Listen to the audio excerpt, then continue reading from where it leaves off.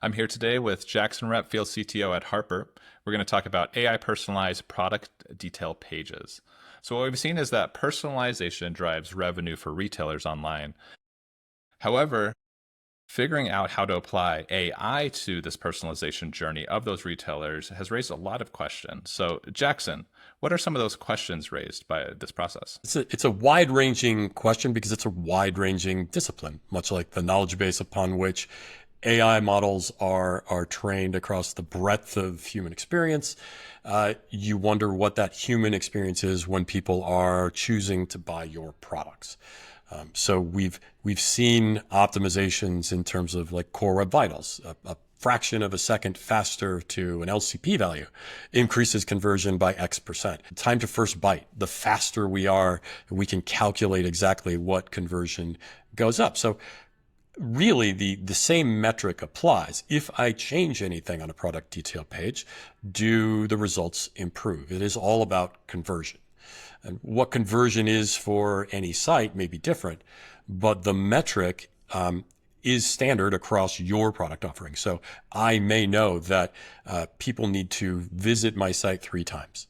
I may know that they on average look at 20 pages. Within a category, they may look at 10 items. They may typically go away and then they come back and then they'll purchase one of those items. That is a very normal customer flow. And the focus becomes, how do I reduce the number of touches I need, right? It is about reach and frequency. I can drive people to my site using SEO or paid advertising. That's the reach. And then the frequency. How convincing am I once they are there? So in that frequency play, we have lots of A/B tests. We always do. We are writing copy. We are changing out bullet points. We are swapping out hero images to try to be more compelling. But once you start to look at AI, you have a whole bunch of options in terms of what those optimizations may be. So now rather than A/B testing, you're A, B, C, D, E, F, all the way through Z testing. And you can continually monitor that conversion against a benchmark or other tests that you are running. So from an AI enhanced product detail page perspective, we want to make very small changes because AI has a tendency to go off the rails. A lot of it isn't going to be real time, but we can look at user data, whether they are logged in or they are coming from an ad network, whether they're on owned and operated properties where we can capture a lot about their behavior, separate them into cohorts, and then feed a product detail page copy into an AI model and say, based on the 20 traits I know about this person, how would you rewrite this body copy? How would you reorder these bullets? And it's not that I need to make huge changes. It may be tweaking out a single word, right? The command might be rewrite this body copy, change no more than 10%, and then reorder these bullets for somebody who is an emo gymnast from Ohio, or a single dad from Florida who owns an orchard. Whatever those traits are, the breadth of human knowledge that went into training an LLM or even a retrained small language model trained on my customer purchase history or a data clean room and segmentation of my audience allows me to ultimately tweak that and measure if, for all of the single dads who own orchards in Florida, does putting this word second or third result in slightly higher conversion. And to have done this manually before, or even through software systems that are dedicated to A/B testing, is to miss the massive opportunity that we can rewrite these things on the fly. Lots of governance, obviously, around what words you can use, about how much percent you might change, about the ordering of bullets versus authoring new ones. But what we have seen is that we can reduce the number of touches required by up to 50% based on just reordering bullets. The most compelling thing to you might not be the most compelling thing to me. And having an agent that is not only capable of rewriting things, but also capable of continually evaluating whatever we think conversion is, the value of that conversion versus the magnitude of change. And now we've got some real meat that we can really dig into and begin to implement this on a wider scale. experimenting with wider varieties of content changes. And selfishly, with a platform like Harper, we can keep track of what content we might generate for a particular subset or a particular cohort. And we don't have to ask the model every time. We can cache that. We can identify cohorts of 10, 15, 1,000 traits. A cohort with 1,000 traits might be 2 people. But if we've increased conversion for that group of 2 people, perfect, right? We may have 100 million of these cached responses for every single product page. And it's a lot of data. But at the end of the day, a platform that can performantly deliver all of these options in a known and measurable way stands to increase conversion across an entire product catalog, and to do it with minimal cost and effort over time.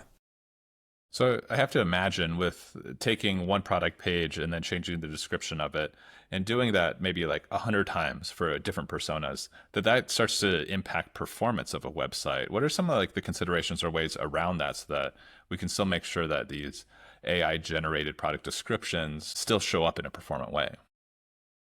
I think one of the most interesting strategies, we built a demo where we were doing it just dynamically. You'd show up with a bunch of traits and you'd see the little loading indicator, and then the body copy would come out. The way we have begun to approach it with real world retailers is to put in place the system that captures the attributes and identifies what we think are intelligent cohorts, and then to, in the background, run content generation processes that rewrite every product detail page for each of these cohorts. So it's not that we have to do it in real time right away. And even more so, it's not that we even present what we generate directly to customers. It becomes an audit process where now the marketing team gets involved, the product team gets involved. They begin to look at these descriptions. They find things that are not perfect but could be tweaked. They can refine them. We can feed those back in. The model is now completely aware of, this cohort, and this is the approved copy. And now that it's marked as approved, it can be delivered when we see that cohort arrive. So it really is a 2-step process. I don't think anybody should trust AI out of the box. But once we figure out that, once we figure out what our cohorts are and we approve what that generated copy looks like, the actual user experience isn't impacted by asking a model anything. So it can entirely happen asynchronously. So I have to imagine there's a real cost to implementing AI in such a big way here. Like if we have millions of products and now we need to create for each product another 100 descriptions for that there's a big cost on the AI kind of processing side of it. How do we get around that to make sure that we're not like reprocessing every time someone similar comes in? One of the big pushes currently is not to use an API for a big large language model that's served. That's a monthly transaction fee, and it can get extremely expensive at scale. But there are lots of open source models that are available. OpenLlama is Facebook's open source LLM. To retrain that, using kind of the RAG paradigm, where I can say, yes, you have all the words and all the knowledge of humanity and honestly Facebook posts. But on top of that, I would like you to better understand my customer journey by looking at my analytics, looking at my funnel, looking at my conversion, looking at my product catalog, looking at how my third party, like an Algolia, is recommending products alongside this one. Look at the depth and breadth and retrain yourself to become effectively a highly specialized, retrained open source model that can run on commodity compute in the background, generating these profiles. So I'm not paying a third party. I'm doing it all locally, and I'm doing it all in the platform that ultimately is going to serve users and those product detail pages. And that's really where Harper's extensible composable platform, our ability to tap into GPUs to run and retrain these LLMs, really fits into this paradigm in a cost-effective manner. So thinking about this from a deployment standpoint, is there things that we need to consider with like server-side rendering or other things like that? Are there other optimizations that are really needed as part of this? Absolutely. I think server-side rendering, we actually have a component that allows you to self-host Next.js in a manner that's much more performant than most traditional Next.js hosting platforms. And we can generate the 100 product descriptions for the 100 cohorts for the product. And that might be stored, as a database entry. And then we build that page on the fly, or we have a single page application that calls back, gets the data, and hydrates. But for SEO performance, we may want to be doing server-side rendering. So there's no real restrictions in terms of how we store these generated things. They could be the entire template with the copy in it. It could just be the underlying source data, and then we assemble the page on the fly and cache it out on a CDN, for example, as static HTML. So we can do that in a variety of ways. The other thing to consider is that when I train a model based on the breadth of my product catalog and my customer history, that is generic, right? That is the entire universe that I understand to be my customer. However, many of our customers are now taking globally trained models, and then they are shipping them out to regional clusters.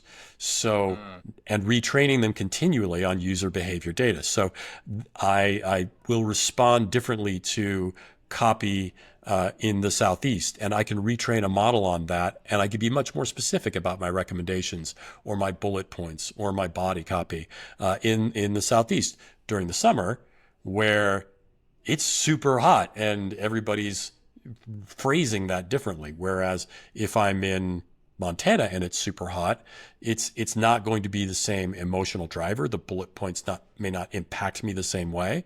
So really we can take environmental factors in to retraining those models as well. And again, this doesn't happen in a vacuum. This happens by continually measuring what that conversion looks like and continually tweaking it to get optimized content packages for audiences, no matter where they are in the world. So in this paradigm, we're really looking at like regional deployments, right? I think there's centralized training that just gives you the knowledge base across a product catalog. And then there's regional enhancements to that logic that happen based on real user behavior. The actual things they're clicking on and looking. And in one region of the world, people may look at every single recommended product before coming back. So in that case, perhaps lowering the number of recommended products actually increases conversion because they run out of other things to consider. And then they just buy because they're on the right page, because the copy and the bullets are exactly the right order. The hero image is perfect. And they're like, I think I'm going to buy this. It's really, really targeted to me. It even uses one of my favorite phrases in the bullets. But I always like to look at the recommended items, and there's only 3 of them. So now I'm just going to buy this product. Whereas somewhere else in the world, a completely different paradigm. We've missed the mark completely on the bulleted copy. And there's 47 things to look at. But at the end of the day, one word in the body copy that really, really targets people who live in that region of the world is like, oh, this is kind of for me. And they buy. So again, conversion is different for everybody, but at the end of the day, a system that's distributed and autonomous and capable of making, intelligent decisions based on the people who are actually walking in the storefront, that's where the power really comes from. So the thing about getting started here, what's the best route that a developer could take to get started here and get something to deployment pretty quickly?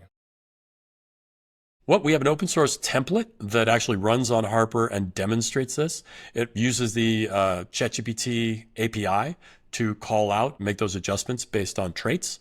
So you can go to our GitHub repo and find the Next.js demo, spin that up, get that running locally, and see how that works. And then bring in a different model and leverage that with a local call to see how it rewrites, and then persist that data, cache it, and then see how performant that can be. And then obviously, an ML pipeline to train on your specific backend and your commerce and your inventory and your pricing databases is the next step. We're more than happy to help. Just reach out today. Awesome. Thank you, Jaxon. We'll catch you next time. Thanks much.